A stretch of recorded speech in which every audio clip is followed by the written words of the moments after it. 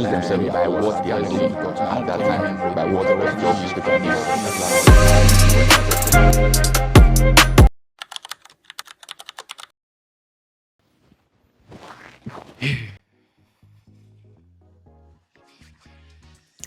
Hello, Mr. Destiny.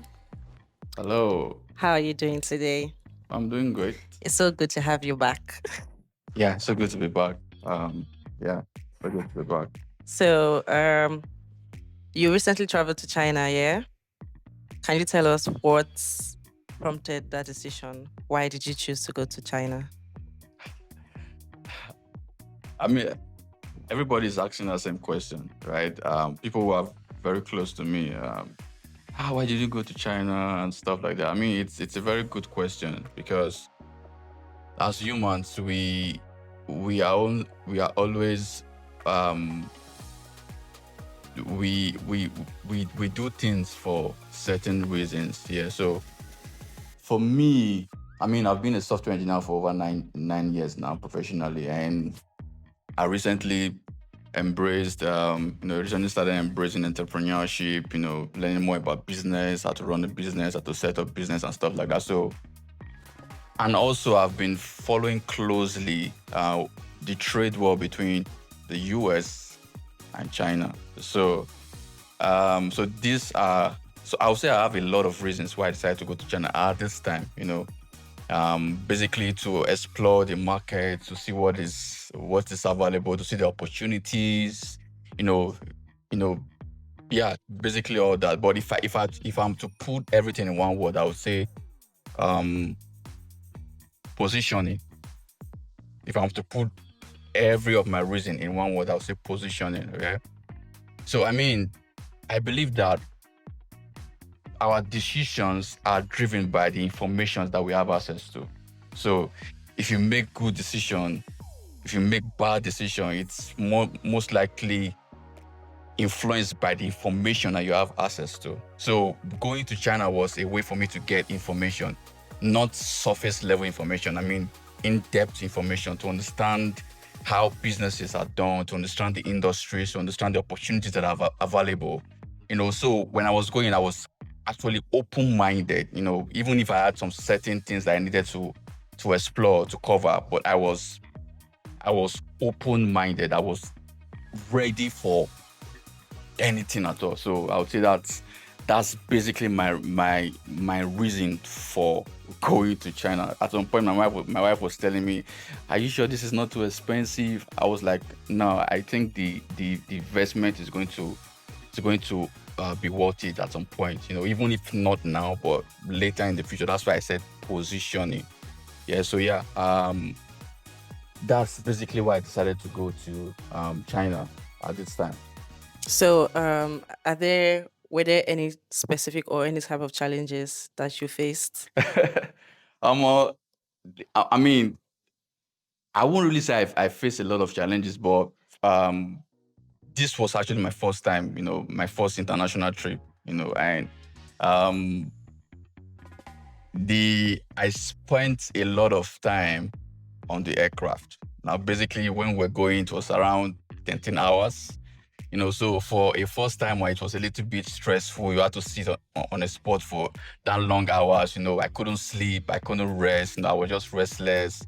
The same thing happened when I was coming back. So I would say the first challenge that I had was just, the jet lag, sitting on the flight for a very long time and, stuff like that. But another challenge was their food.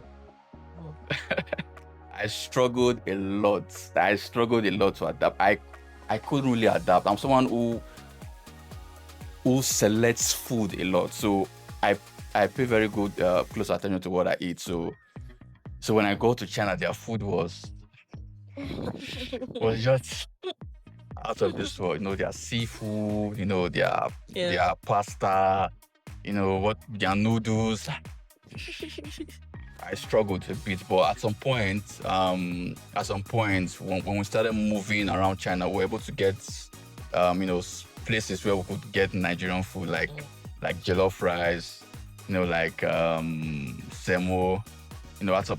Before then, I was just feeding on white rice and sauce, but Yeah, I struggled a lot with your food. I was speaking with someone that was like, I don't know how I'm going to cope if I travel to another country, like travel to a place like India. How am I going to cope? So yeah, I think that's Yeah. one of the challenges that I had. Jet lag and coping with their food. But I was able to cope at the end of the day. So how were you able to manage the language barrier? So one of the things I noticed in China is that the language barrier is very, very large. People that speak English are very, very few. People that speak English are very, very few, especially when you go to those large industries. Industries like where you can get clothes, accessories, gadgets. People that speak English there are very, very few. So, as a Nigerian now, we always find our way. But basically, um, what I usually do is that we use Google Translate. So basically, if you want to speak to somebody, you translate, you speak to the app, say Yeah. what you want to say in English, and the app translate it to Chinese, and you give it to the person. The person reads it, or the person listens to it. The person tells you what he wants, and all of that. So that's how we're able to Oh my communicate. God. So at some point, I think the places that had people who speaks a lot of English are those places that they sell gadgets, electronic gadgets. Okay. So when I got to those places, I realized that people here speaks English to some extent. So we're able to communicate with people, even if they don't understand deep English, but we're able to communicate like basically, what's Basic, up, how yeah. you doing? Yeah. How do you sell this stuff? What's your minimum order quantity? So they understand those communications. So, but the communication barrier in China is very, very large. They don't send you at all. They don't want to even learn the language. Mm. You understand? So that's one of the things that I noticed in China. The communication barrier is large. So, were you able to try their tea? I hear that China have very good tea. Yeah, I did actually. There's something very significant about the Chinese tea. Apart from the fact that because I was doing my research, one of the things I noticed with the Chinese people is that they drink a lot of tea Mm. and also they smoke a lot of cigarettes. Yeah. So I was a bit curious as to why do these people drink a lot of tea? Because basically when you go to any shop, you see the shop owner on his decks drinking tea. He said that he's drinking the tea with someone or he's drinking the tea by himself and he's smoking cigarettes. Mm. So when you come there, he said that they offer you tea. So the tea culture there was just amazing. Everybody drinking tea. Nobody's drinking beer. You can never see somebody drinking beer. Mm. But you always see them drinking tea. Drinking So I did my research. I was like, why do Chinese people like drinking tea? And from my research, I realized that the tea, apart from the fact that it has a lot of health benefits, it has a lot of health benefits. Yeah. Like, so I didn't really dig deep into what type of benefit, but it's like in summary, it has a lot of health benefits. So that's why they take a lot of tea. But also importantly, taking tea in China is like a way of bonding. So when you see people together Yeah.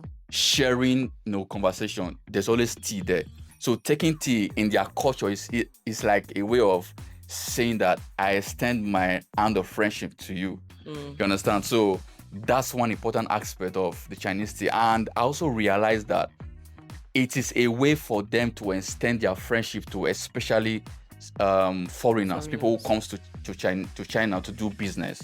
I had my own share of experience. So when I went to get a camera, the guy there we met before, but when I came the second time, he offered me a tea because this is not the second time. This is not the first time he was seeing me. He's now seeing me for the second time. I was like, yo. He offered me a tea. I was like, oh, what's this tea about? He started explaining to me this. He was saying that the tea will clear my throat. It's very, very good. So I took the tea and he was really very, very, very happy that I took the tea. So it was when I got home and I realized that, oh, this is why this guy gave me this tea. He was trying to build that friendship. Yeah. And when I started reflecting back on our interaction, I saw that, yeah, it was actually true. And another thing I learned was that if you are drinking a tea with a Chinese man, if your cup is empty, it signifies that you want more tea. So even if literally you don't want more tea, Yeah. as long as your cup is empty, you are telling him that I need more tea. He's going to pour tea for you. He will continue pouring tea for you Wow, that's interesting. on tea. So the trick is, if you don't want to drink more, just leave a little In your quantity in the cup. And so the tea culture there is very, very amazing. And one thing I learned is that Chinese people value relationship more than the business transactions that you as a foreigner is concerned about. Mm. You understand? So it's one of the takeaway lessons that I took from China. So the most important thing is building that relationship. But people that comes from, or people that usually go to China to do business, especially Africans, we are always looking for sharp stuff, want to Yeah. get things done as soon as possible. But what I learned is that relationship is the most important thing that you can get from China. Your ability to be able to build relationship with people that you think you can do business with is very important, because they believe so much in trust. They believe that when you trust this person trusts me, the business transaction is just a second to nature. It will happen at some point, but not just you are just here looking for what you get, looking for contacts. The contacts are not the most important thing. The most important thing is the friendship, and one way they build that friendship is by sharing tea. I also learned that their marriage tradition is, if I go to the groom, if I go to the bride's family as a groom and I want to get married to their daughter, one of the things that you will do is you give them tea, right? When you give them tea, and when they accept your tea and drinks it, it's a sign of, we accept you, we like you, we can be part of our family. So the tea culture is very, very amazing. It's like, Wow. Okay, so now in summary, what did you learn from your trip? I mean, like I said before, going to China exposed so many things to me. I went there with an open mind. Yeah. Yeah, so I didn't go there I'm going there to check out how much they sell this kind of equipment. I'm going there to check out how much they sell clothes. You get? So I went there with an open mind, right? So I learned a lot from the Chinese people. Chinese people are very industrious. I mean, there's no streets, there's no building you will go or you will see that doesn't have any shop on it. I mean, this building has a shop, the next building has a shop, the next building has a shop. So the competition in China is amazing. That's one thing I noticed. The competition there is amazing. Their industrialization is top notch. I mean, the first night that we got there, one of the things I was looking out for was like, okay, let me see how the street looks like. Let me see how the buildings looks. But when I was looking at those things, there were no difference compared to like a city of Abuja. Basically, when you go to a city, a place like Maitama or Asokoro, there's really no difference when you look at the typical city in China. You'll see those lightings and all of that. But when I dug deep, you realize that their technology implementation is out of the roof, like it's out of this world compared to what we have here. Yeah. Right. So payment is seamless. Like you don't struggle to get to get things. Basically, as long as you know where those things are sold, you don't struggle to get things. Like the price at which you get those stuff are reasonably lower compared to what we have here. So there's a lot I learned from my stay in China, even if it was like 9 days, but it was as if I've been there for like almost a month. I was telling someone that, as someone who is keen into business opportunities, going to China once will not do justice. So I think China is a place that you will most likely want to visit every year. Yeah. Every year. So like my first experience was just to understand the terrain, understand what is happening. So what I learned, I was able to learn how to run a business in China, how to set up a business in China, how their tax system works, how you can you can get residence permit as a business person. So those are the little things I was able to learn in my stay there. I was able to meet wonderful people as well. I was able to tour some of the amazing places that they have, because I was at the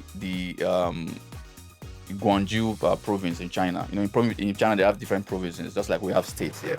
So I was at the Guangzhou province, and like in that province you have a lot of industrial markets. You have markets for horses, for fashion. You have market for textile fabrics. You have market for gadgets, electronics. Like there's nothing you're looking for that you cannot really get, in Guangzhou. So I would say like the experience was amazing. The experience was amazing. Like, I started my as a business person, my thought process, my thought process now is different than when I went to China. So I was telling my my sister-in-law that you cannot go to China as a young person. You cannot go to China as a young person and complain that you don't know what to do with your life. Because when you go to China, there are a lot of opportunities. Is it buying and selling you want to do? Is it import? Is it wholesale business you want to do? Name it. What type of product? Is it household items? Is it fashion items? Is it electronic or phone gadgets? Name it.